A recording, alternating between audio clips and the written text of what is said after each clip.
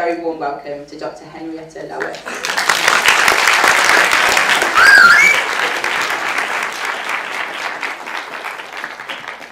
Thank you very much, Amy. I'm extremely pleased to be here. Thank you very much for turning up. I want to tell you something about the reason why I'm here and how I got roped into this situation. And it started in December last year, when I received an email and it said, congratulations, you've been nominated as inspiring.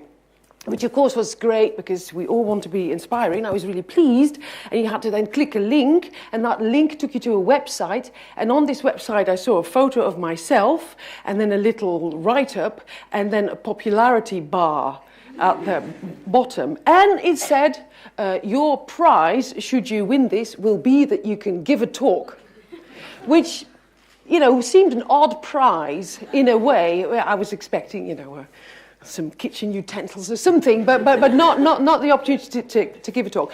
And I looked, and there were 27, at that point there were 27 people were nominated, and there were 3 women. Now, I have a sort of sensitivity about this, so I immediately wrote an angry email to Richard, and I said, A, you should ask me before you nominate.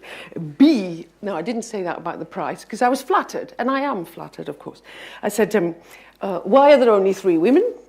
Might it be something in the way you set up this competition? Because that is sort of what it is. Now, he never responded. But I did get another email. I did get another email in January, and it said, you have now made it to the final 12 people, of which there were 2 women. And we were sending somebody around to talk to you. And this is when I met Rob, who is here, who comes under the title, he has a very fascinating title, he's a narrative consultant, and he interviewed me, and I started the interview by saying that I had my questions about how this worked, and whether this was an inclusive thing to do, etc., etc. And then the interview came online, and it turned out that that bit had been chopped off. And then I thought, hang on a minute, now I want to win. So I started sending out emails, and I did something that I hadn't done before, namely say, vote for me. Because it's rather difficult to say, vote for me. I found that problematic. I remember sitting in the kitchen, and there was a vote button, and I said, shall I vote for myself? Which seemed a horrible thing to do, but my daughter was there, and she's a different generation, and she said, of course you're going to bloody vote for yourself. Do you think there's any man who doesn't vote for you? So you did, at least some people voted for me, and then I got an email, and it said, congratulations, you've won, you're the only woman, can you speak in Women's Week?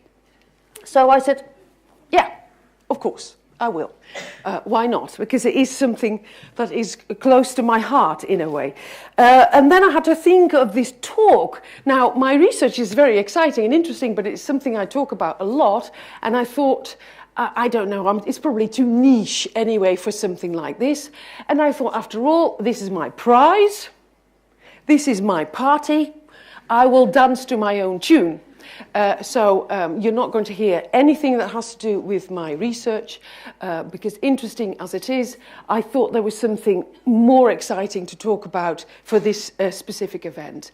And I want to, and like Amy said, it is quite anecdotal. It's not based on any research. You can interrupt at any point, shout what load of nonsense, that's fine, I welcome this, but particularly I'll take some stories, because I thought I'll construct a narrative too. Okay, so here goes. The first thing I did was I did some counting. I did some counting because I thought it'd be a good idea to look at what this university, where we stand in terms of women's participation. And I counted the number of people who are on the University Executive Council, and there were 17% of them were female. That is 2 people.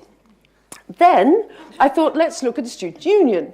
And the current committee consists of 5 male students and 1 female student, so that's 12.5%.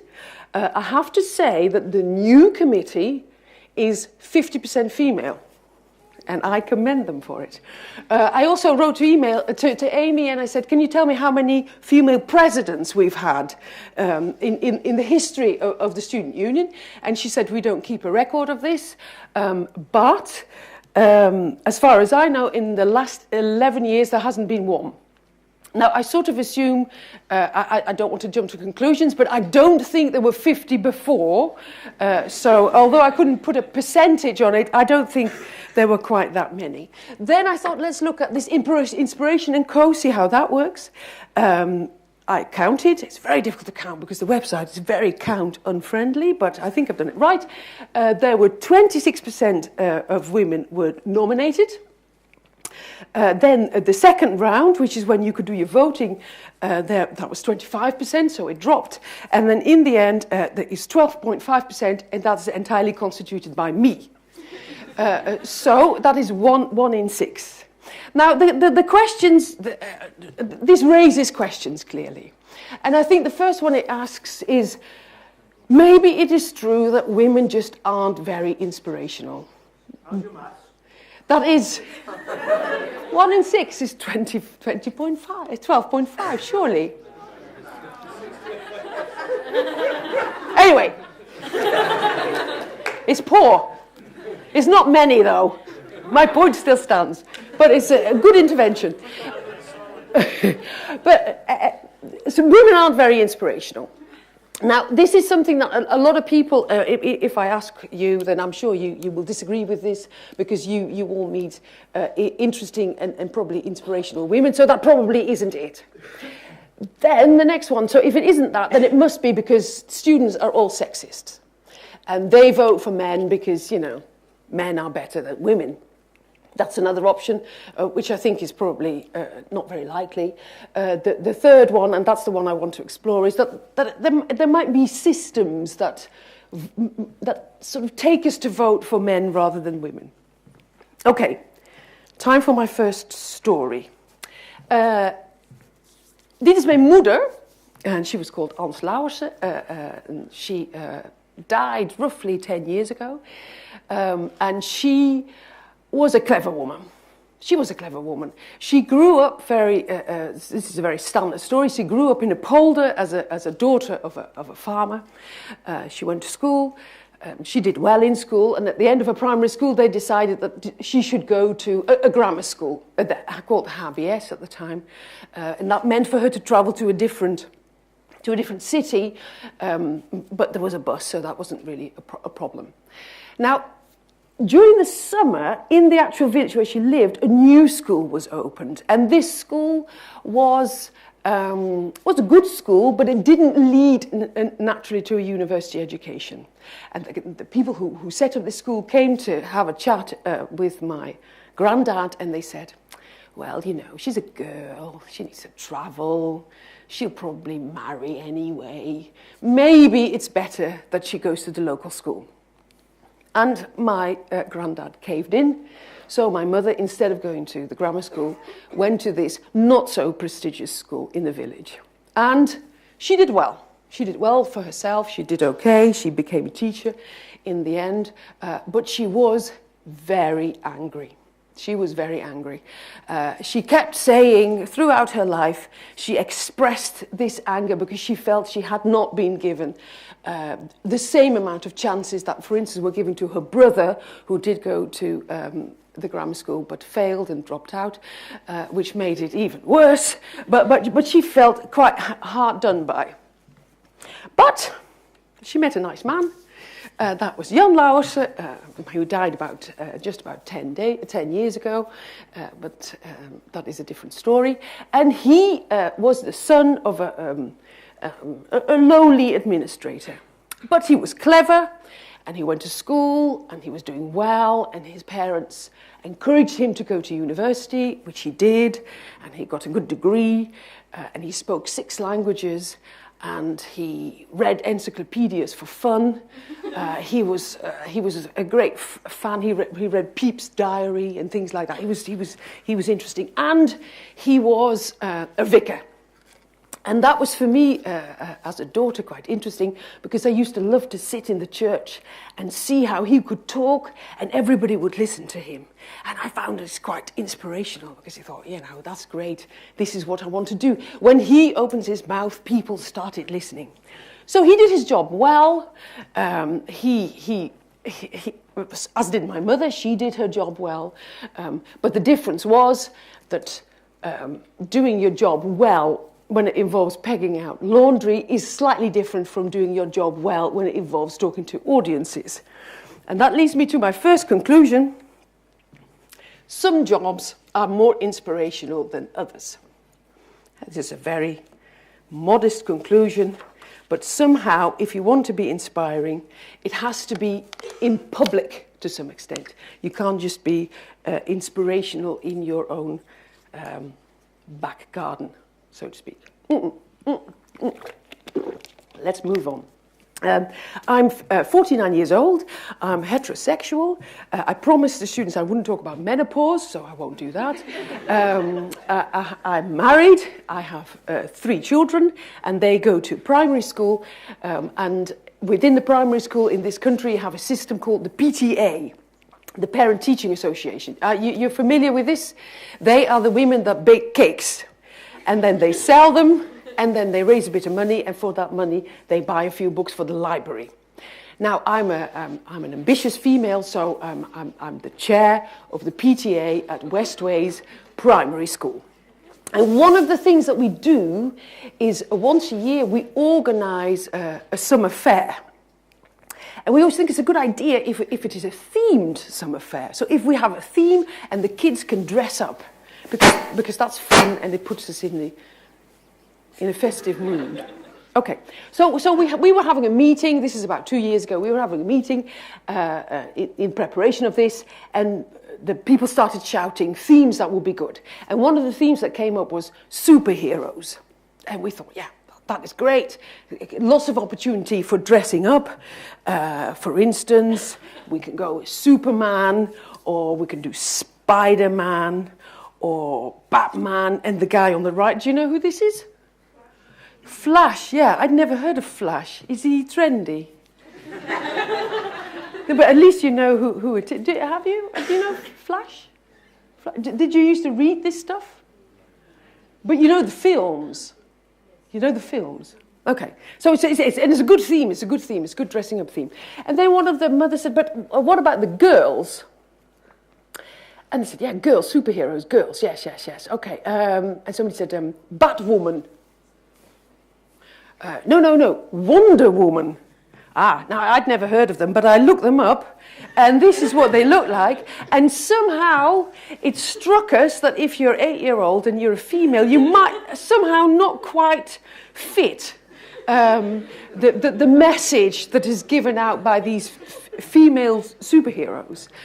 For once, you don't really have the shape to start with, and otherwise, it might sit uncomfortable on all sorts of levels. So somebody said, okay, no, that doesn't work for girls. So how about we go for superheroes and princesses?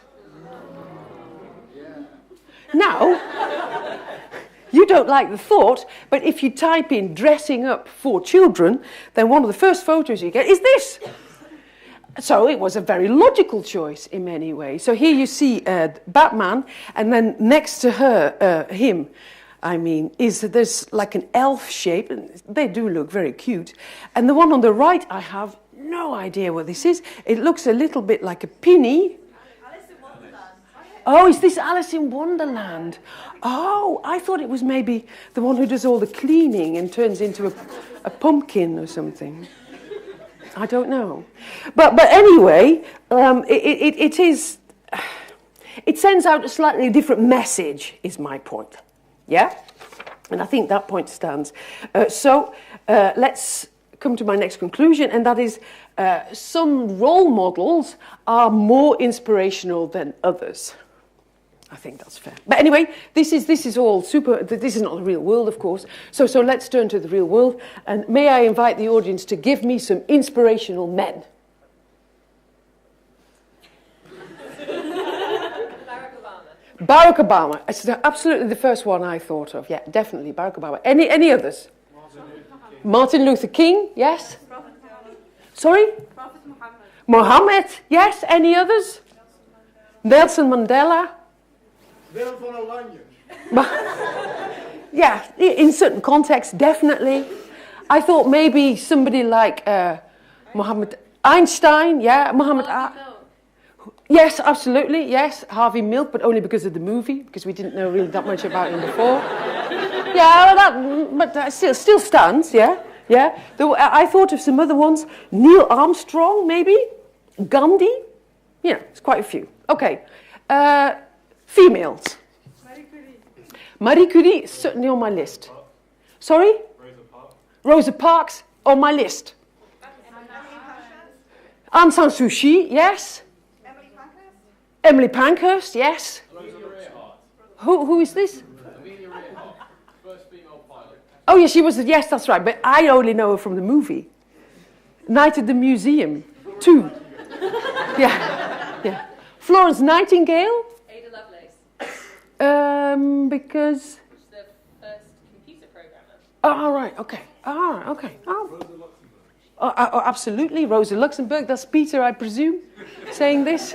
Yeah, I thought so.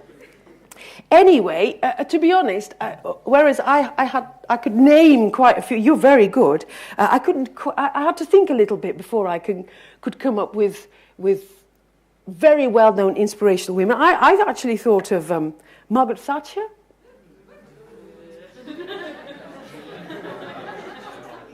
Hillary Clinton, I would say. Kate Middleton. Not sure. I wasn't sure about that one. Yeah, I wasn't sure about that one either, but I thought I'd throw it in. But anyway, I was looking for help. And I looked on. If you need help, I discussed this with Pete yesterday. If you're looking for help, you go to the internet, and then you immediately go to the Guardian website, because they have things on absolutely everything. And they had a whole series on 100 inspirational women, which was something they did in 2011 because it was the centenary of Women's Day. So, and this is and I looked through the list and I thought, wow, these are very impressive women. They've done all sorts of amazing things, like be the first conductor and some of a big orchestra. There was somebody there who'd managed to do something about female circumcision, etc. But this is a specific category I looked at. There was the category art, film, music, and fashion, and it illustrated my second thought that came into my head, which was, I don't know a lot of these women at all. I mean, if you look at this, yes, you know Madonna. I know Madonna. I know Lady Gaga and maybe Stella McCarthy, but there's quite a few I'd never heard of. Do you share this experience? Could you name them? It did seem somehow that these were very inspirational women, and I read about them, and what they did was very inspiring, but we don't seem to know so much about them. So I thought maybe it is a feature that inspirational women find it harder to be known, to get central stage, to be mentioned. And I thought maybe, because we always think this, maybe it's the fault of the media. Maybe it is the media that just doesn't talk about these women. That's why we don't know about this. And I came across a fantastic institution called Women in Journalism, which probably some of you know about. And they did. They basically looked at the media and looked at how many women and in what form they were represented in the media and in newspapers. And the first thing they did was look at the Today programme. Now, you know the Today programme on Radio 4, it's, I don't know what time it starts. What time does it start? Quite early, doesn't it? 6. Well, I only catch the last half hour of this. But I'm always very impressed, because this is very interesting stuff. And they did some stats. They took 4 weeks in the month of July, and they counted the number of guests that were on there. And this is what they produced. So this week it was 4 weeks they actually did the counting. because there's a lot of counting. I'm not the only one who does it. And interestingly, as you can see, the number of women experts that they consulted was exceptionally low. They had a good week in July when it was 20.54%, but on average, I've got that, it was 80.5% of the experts they consulted, and the guests that appeared were female.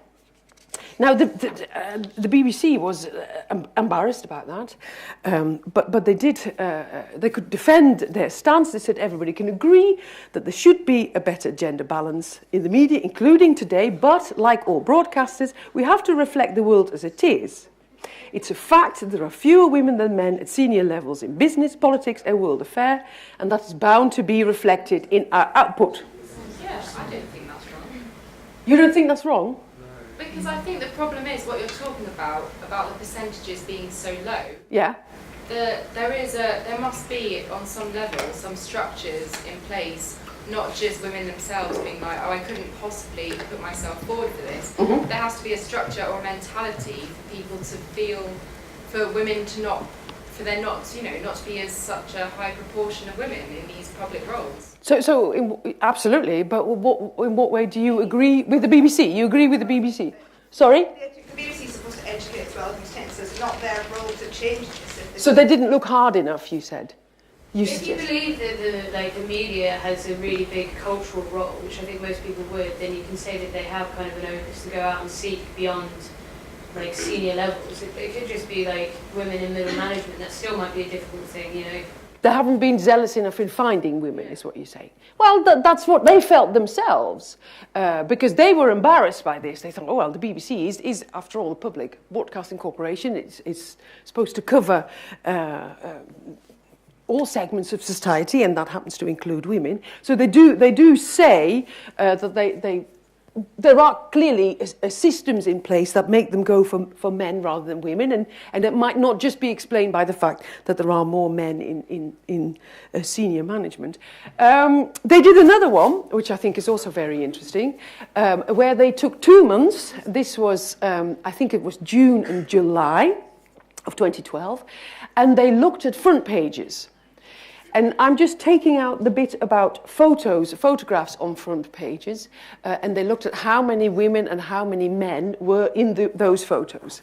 And there you go, it's quite good. Daily Mail, 56%. Financial Times is lagging a little bit, but then they don't really have that many photos anyway.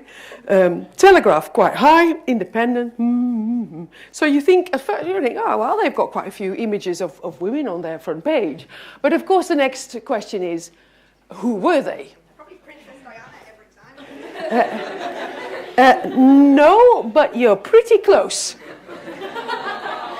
Because the person that was appeared most, namely 19 times, was the Duchess of Cambridge. Then at number 4, Madeleine McCann. And remember, this was 2012. And then number 7, Pippa Middleton. So those were the 3 women that did account for quite a few of the photos, with, of course, the Duchess of Cambridge stealing the crown in a big way. Now, if we just look at the men, Simon Cowell, I think he does something in television, doesn't he? Yeah, I thought so. Sarkozy, because it was the run-up to the French election. Jeremy Hunt. We know François Hollande, clearly, because he was contesting for Prince William, Rupert Murdoch. And Fabrice Muamba, I had to look up who he is, but you know, because it is... Exactly. Okay. Now, the interesting thing is that, so you see here a number of world leaders, but the women that were depicted here were either girls that were lucky to secure a good marriage, which was the Duchess of Cambridge, or people that were looking to secure a good marriage, her sister. And also, if she had a new hat, that was enough reason to put her on the front page. So, and then Madeleine McCann, who was a victim. So we have here women securing marriage and victims. That was the main category of the women put in the photos.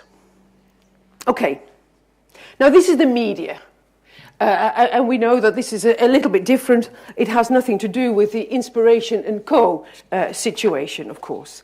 It doesn't really explain why there are so few women in the competition. Because after all, that was just us, far from the madding crowd. There was no pressure on us, but we still didn't really vote for women.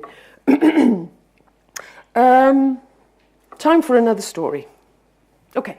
I did my first degree, because I'm from the Netherlands, and I did my first degree in, it was English language and literature, as it was called, at the University of Groningen, and I also did my MA there, and that's in the north of Holland. And in the University of Groningen, the following thing happened last year. The Netherlands has a very, very embarrassing record when it comes to women in top positions. It is, I think we're at the same level as Uzbekistan or something. It really is not good. And the University of Groningen is particularly low. 1 in 10 was a female professor, but they signed up to this. They want to do something about it. And again, I have to stress this. This university as well wants to do something about it. There are all sorts of schemes in place to encourage women to apply.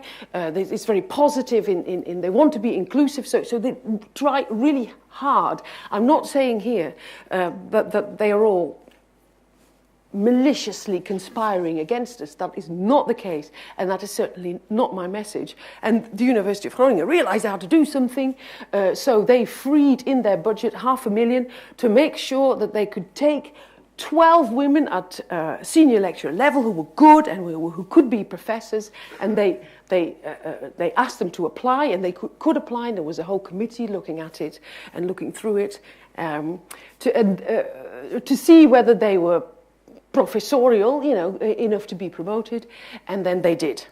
So they wanted to redress their balance, and that took them up to 14%, which was still not the 1 in 4 that they'd signed up for, but it was a beginning. And here they are, the 12 women who became professors. Everybody happy, except for Marlinde Gras, who happened to be the female president of the Students' Union at the university, and we salute her for that. Now, she took this whole case to a government committee on, what's it called? I have to check it. It's something, AntiDiscrimination.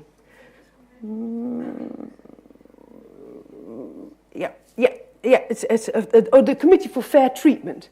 And she said, look, this is not fair. This is not fair on men, because this money was reserved for women, and the men couldn't participate in this, so that's discrimination. We don't need this. Women don't need this kind of support. We are good enough as we are. And then she added, don't let men pay for what was wrong in the past.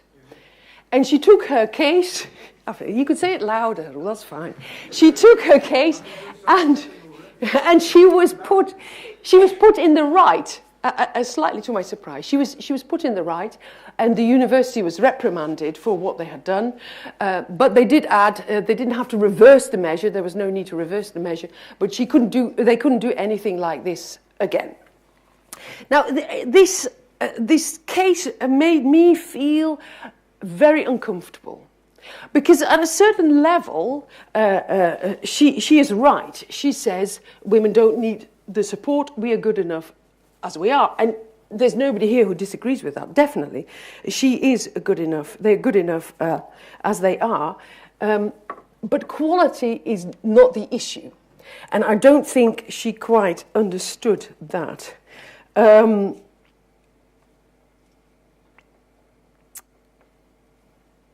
She is right in that, of course, the situation compared with the way it was when my mother grew up is very, very different. Girls are absolutely encouraged to pursue an education, and they consistently do better. They always do better at GCSE. This year, and I checked it, they did not, the boys were 1.10%, and this is correct, actually, better at securing A stars And that was but generally speaking, girls perform better both at GCSE and at A level. They go to university. At university, they also do very well. You could almost forgive her for believing that all is well, because she has not entered the workplace yet. It doesn't quite go wrong yet, so to speak. On the other hand, I think before she started this, she should have looked a little bit further. She should have cast her net a little bit wider to see what is going on. Because it's very easy to find that quality is not the issue, but there is something wrong in a way. There's a lot of evidence for this, but I just picked one. This was a case that was reported in October of this year, and it was let me check this again, the National Academy of the Sciences in the US. They did the following. There was a postdoc post, which they advertised, and they took a number of applications, and what they did was randomize the name on the application. They offered this to the people who were judging these applications, and something quite interesting but not entirely surprising came out. Namely the following: faculty participants rated the male applicant as significantly more competent and hireable than the identical female applicant. These participants also selected a higher starting salary and offered more career mentoring to the male applicant. And remember, there is no male applicant. They're just applications with a slightly different name at the top. Jake Smith turned into Jane Smith. And what seems an entirely insignificant gesture had a tremendous impact on the way it was perceived. So that is worrying. That is worrying because it means that it's not about quality, and this indicates that it's not about quality, but it's about perception of quality. It's about something quite different from that. It's about expectations. And these expectations, I want to stress, I don't think are necessarily conscious. Quite often they are unconscious. People aren't being willfully sexist at all, but we are ruled by thoughts and feelings outside of conscious awareness and control, and people are aware of this. This is called implicit social cognition. But there is more. The gender of the faculty participants did not affect responses, such that female and male faculty members were equally likely to exhibit bias against the female students. Girls, we do it too. It's not a male problem, and it's important that I stress this. This is not a male problem. We do it too. We also have different expectations from women. We lower our expectation when it comes to female candidates. Probably doesn't come to you as a surprise, but it's still shocking, I think. Is it a surprise? Let me be provocative here. On a diet of Superman and male experts, how could it be any different? As long as we live in a world that still sees women as wives or victims or coat hangers for new jackets, a world where women do not populate the peaks of power in politics, academia, business and media, how can we not grow up to believe that men are better? Men are leaders, men are reliable, they're rational. They're simply better when it comes to leadership and inspiration. They're not better when it comes to caring. That is the only bit that we still hold the flag. But, and this, I make it a little bit worse and then I'll make it better, yeah? So there is a movement here, but I have to make it just a little bit worse still. If we manage to rise above the princess messages, then there is an even sadder truth, and that is that when women become successful, they are perceived as less likable. However, for men, it's the other way around. So the more successful the man, the more we like him, the more successful the woman, we tend to not like her very much. Successful women are pushy, they are witches, they're self-centered, and of course, and this is my favorite one, of course, they are bad mothers. We are discouraged from being outspoken. We are taught to please rather than to confront. We don't stand up for ourselves. And we're slowly, but invariably, we lower our own expectations of what we can achieve. We realize that we cannot be successful and liked. And we like to be liked. Now, at the moment, if you follow the media, there is an interesting new publication by Sheryl Sandberg. I don't know if anybody has heard about it. She's written a book. She's very high with Facebook, and she's written a book called Lean In. And she talks exactly about this, and one of her main points is that it's so difficult for women to do this because we like to be liked, and if we start being pushy broads, people don't like us anymore. And the problem is, it's not just that men don't like us anymore, it's particularly women that don't like us anymore. And that's a big issue. Here she is. This is next week's Time magazine. Don't hate her because she is successful. And that's a very important message because it is, like I say, this is not a male problem. There's a lot of women who start saying, well, hang on a minute, it's good for her. I mean, she's a billionaire giving out these feminist messages. You know, it's very different for me. I have to clean my own kids' nappies. There is a lot of saying, she had the childcare, so it's good for her. She made it to the boardroom as a result of that. I mean, it's a lot of criticism specifically from women who start pitching themselves and their situation against hers. And I think that's where we have to stop. I am a feminist, and that means that I want equality and equal chances for women. I don't care how they do it and how they achieve it, and I don't care how rich they are, as long as they push the equality agenda, they're in, as far as I'm concerned. And I think one of the big threats for us as women is our peers. It's not that we begrudge ourselves successes, but we do have a lot of sticks we hit each other over the head with. Pathetic dress, by the way. You see. And look at the way she stands with her feet like that, dainty. It's terrible.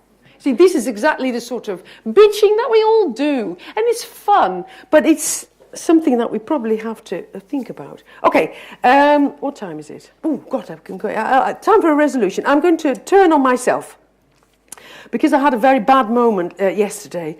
I want to change the situation, clearly. I am supposed to be at least aware of my implicit biases, and I am aware of the unconscious messages that filter through that. And I thought, let me look at my own practices. Let me look, for instance, simply at the curriculum that I teach. Let me do some counting in my own curriculum. I teach teach language, but there's not a lot of counting going on there. But I teach 2 literature culture modules, one at level 2. Is there anybody from my module? Yeah, that's right. And one at level 3, sorry, and there's some, definitely, who's that? Yes, there they are, okay. And particularly that second one was about the family. This was a representation of the family, which is traditionally, of course, very much a female realm. Now, here come oopsie daisy. In the level 2 module, we read 8 texts written by men and 2 by women. 25%. That's about the level of the Today programme. Texts written by men, 8 texts written by women, 1, I don't even make boardroom levels for that one. This is pathetic. This is pathetic, and it exactly illustrates my point. I could, of course, say, hello, the texts out there, they're written by men. I can't, they're written by men. I just reflect what's out there. But I also didn't look hard enough, did I? I did exactly, the sort of texts that I know and that I know are good because I've read that they are good and I've read them and I think they are good. But I didn't take the trouble of looking for those other texts that are out there that are written by women. So here, I am the embodiment of that bias.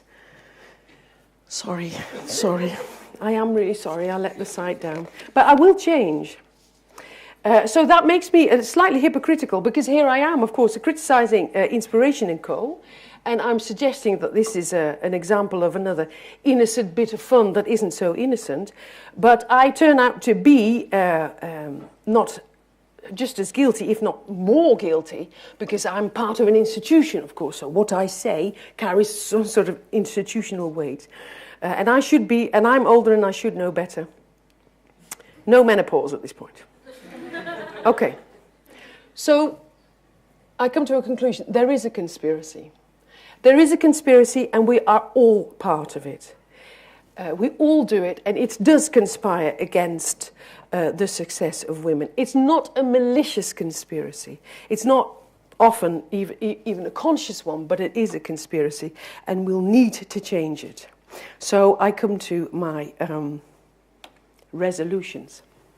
Be aware of your unconscious biases. Now, there is, and you should really do this, there is a website, implicit.harvard.edu, and that tests your biases, your implicit biases. And I did it, and I thought, I'm not biased.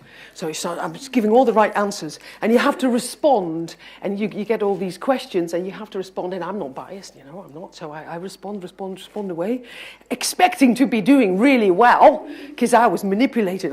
Feminist, I can manipulate the data. And I did rather appallingly. I wasn't highly biased, but it was definitely in the modestly biased category. And I encourage you to try it, because the interesting thing is that the people who think they are not biased are the worst. So at least if we recognize that we are, then we can repair it. So I do encourage you to do this. I think we also have to help to remove real barriers.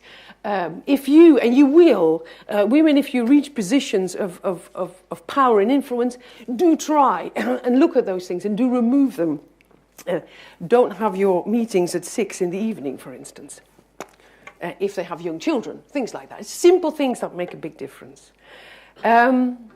Also remember that inspirational stuff will always break the mold. This is exactly why Kate Middleton is not inspiring by any measure, because there's nothing mold breaking about her. So basically, if they don't like you, then, they don't like you. Because modesty is overrated anyway. Co, as I said, should not stand for conspiracy. It should stand for collaboration, because this is not something that women can do. This is not like if we club together, we can do it. This is not something women can repair. This is something we have to repair together. Because I think I can safely say you're all feminists here. There's nobody here who says, no, I think women should be kept down. So you all fit my definition quite comfortably.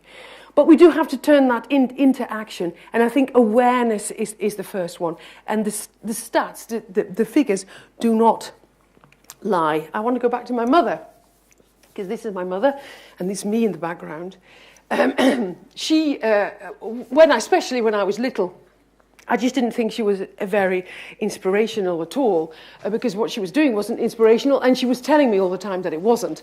For instance, she would cook a meal, and she would say, look, I went to the shops, I bought this, I cooked it, took me 2.5 hours, you eat it in 10 minutes. She was right. Here, I folded the washing, here it is, never mind, you're going to make it dirty again anyway. This frustration with her position, her anger seeped through a lot of her messages. And interestingly, even though it was my dad who I always marked as the one who inspired me, and he did, but it was actually her anger that I cannot shake. It is her anger that spurs me on. This is why I keep banging this drum, and I want you to be angry too, because this is just not right. Thank you very much.